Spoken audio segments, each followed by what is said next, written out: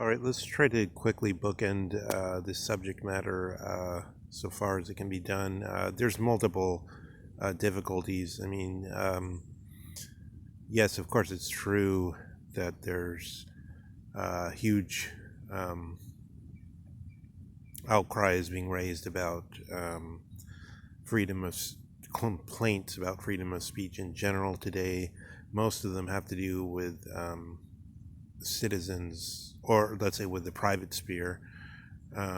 Some of them have to do with public universities, and therefore the question of a vertical freedom of speech does come in. Chomsky probably isn't as sanguine about freedom of speech post Snowden issues, but he was always onto that in some degree, and generally that hasn't been his complaint. I think.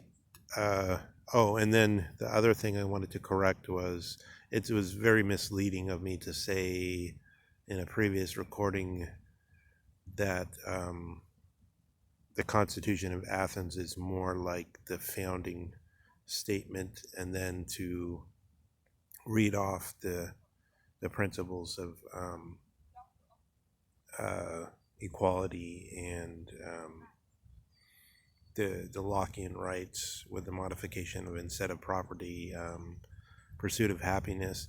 The reason that's misleading is because, and this can bookend it, I think, is we can think about the modern period in contradistinction to philosophy, the political technocratic situation, which is also, in Spengler's term, the sort of Goethean infinity situation.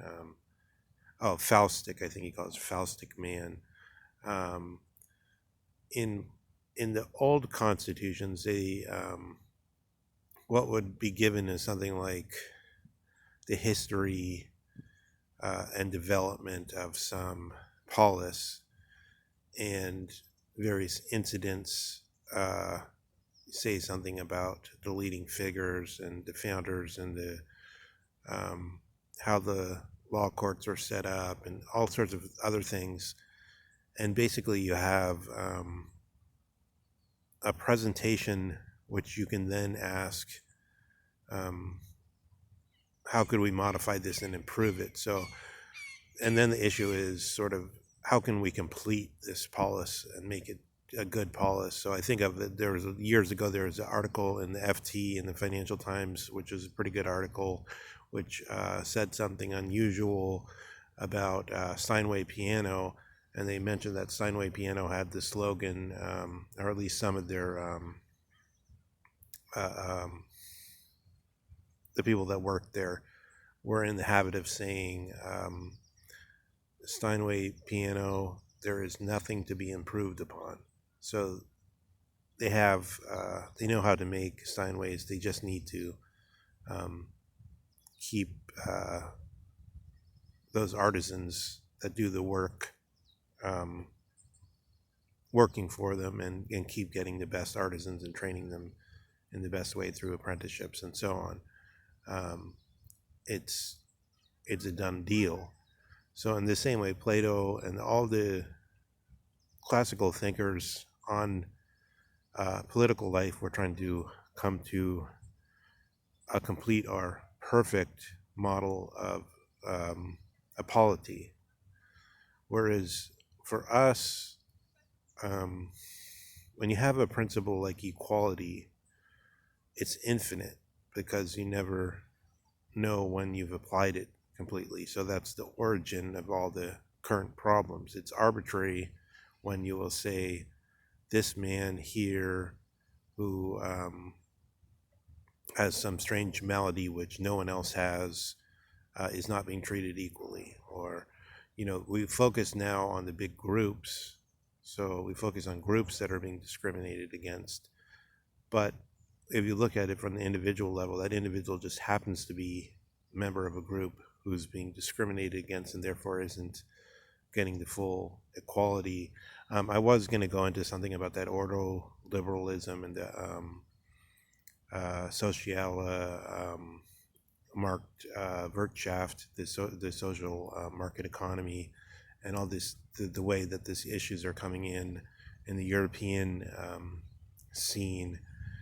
Um, but I guess I'll leave it at the comment that there's already 100 years where the basic, these Aldous Huxley complaints that the laws in current society amount to a um, a fraud perpetrated by the rich against the poor for the reason that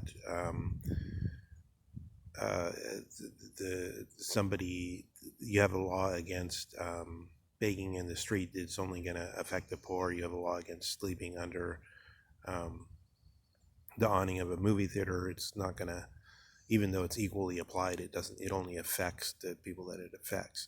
So there's this notion that rights, the right to equality, the right to um, pursuit of happiness, the right to property is nugatory unless um, the rest of it is made equal.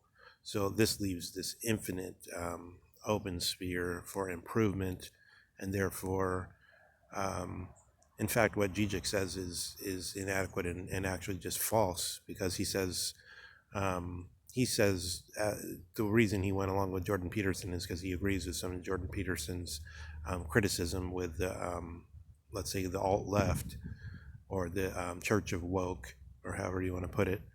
But every attempt to make an improvement on these grounds is arbitrary, not just the ones that the alt left are into. Every attempt to make them are arbitrary. So also whatever Zizek wants to improve is just as arbitrary, whether it's about the Black Lives Matter, or whether it's about something that the right wing also agrees with, certain forms of feminism, equal rights for women with regard to voting, for instance. Nobody disagrees with that. But they're all these issues are